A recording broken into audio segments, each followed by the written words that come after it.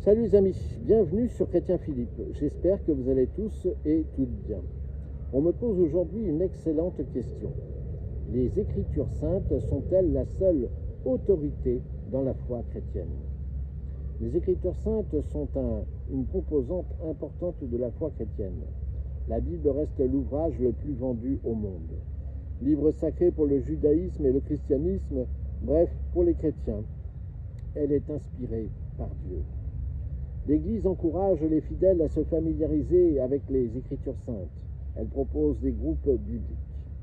Ces études sont encadrées par des membres du clergé ou des laïcs ayant une formation biblique reconnue.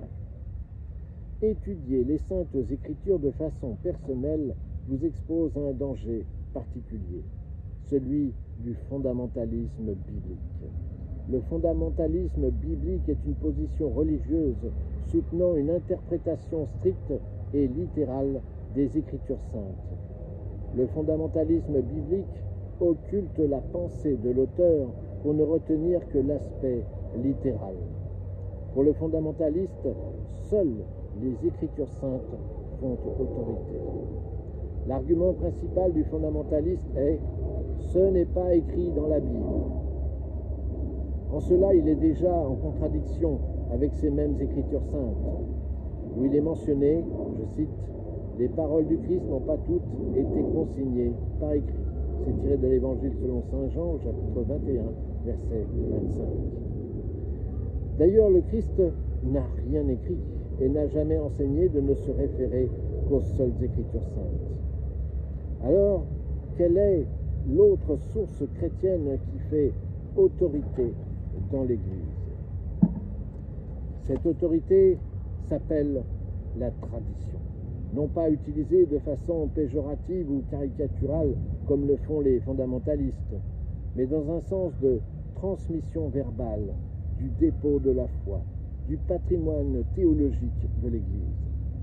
Un bel exemple figure dans le livre des Actes des Apôtres, chapitre 8, verset 30, où il est raconté qu'un eunuque éthiopien, lisant un passage du livre d'Isaïe, au chapitre 53, préfigurant un Messie souffrant, le diacre Philippe l'entend et lui dit « Comprends-tu ce que tu lis ?» Et l'Éthiopien de répondre « Comment le pourrais-je si personne ne me guide ?» Alors Philippe monta à côté de l'eunuque et lui expliqua les Écritures. En 1517, un certain Luther préconisait une lecture personnelle et une interprétation libre des Écritures saintes, selon la sola scriptura, ou l'Écriture sainte et ultime autorité pour lui. Les conséquences ne se sont pas faites attendre.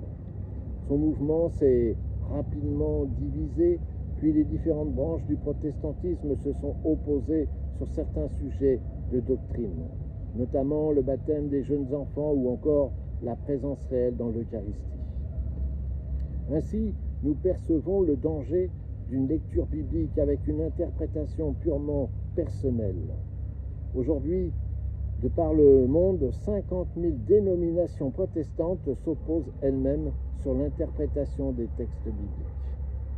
L'Église préconise l'étude de la Bible en harmonie avec la tradition de l'Église, seule garante de l'interprétation correcte des textes. L'Église et sa tradition évoquée par saint Paul comme la transmission verbale du dépôt de la foi. Thessaloniciens chapitre 2, verset 15. L'Église désignée aussi comme colonne et appui du salut. 1 Timothée chapitre 3, verset 15. Bien avant que soient rédigés par écrit les évangiles et l'épître aux Corinthiens, les chrétiens célébraient déjà l'Eucharistie avec la notion de sacrifice, comme l'indique la Didaché, datant du 1er siècle. Le canon des Écritures en fut officialisé par le IVe siècle seulement et saint Jérôme de Stridon élaborait la Vulgate, traduction latine de la Bible. La Bible se compose de 73 livres au total, non de 65 comme préconisé par Luther. Donc il y a 46 livres de l'Ancien Testament et 27 du Nouveau Testament. La Bible relate la présence de Dieu dans l'histoire humaine. En cela, elle est inspirée par Dieu. Interpréter un verset biblique nécessite quelques prérequis. Chaque verset biblique compose un sens littéral, le contexte de l'époque, le vocabulaire utilisé, servant de véhicule à un enseignement de Dieu, dans un sens spirituel. Il convient donc de faire la distinction entre le sens littéral et le sens figuré ou le sens spirituel. On ne peut occulter au risque d'aboutir à des contresens, voire même des contradictions.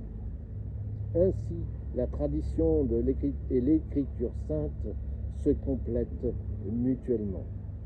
Pour conclure, la foi chrétienne repose sur le trépied de la foi, tradition de l'Église, écriture sainte, et il y a aussi le magistère.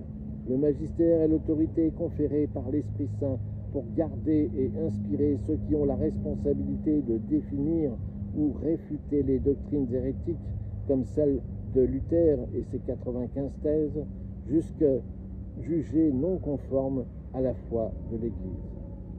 Voilà, j'espère que cette petite réflexion vous a aidé à y voir un petit peu plus clair. N'hésitez pas à vous abonner, à me faire part de vos commentaires éventuels. Vous pouvez désormais nous rejoindre sur notre page Facebook intitulée Chrétien Philippe. Et en attendant le plaisir de vous retrouver, je vous dis à bientôt et surtout, soyez bénis.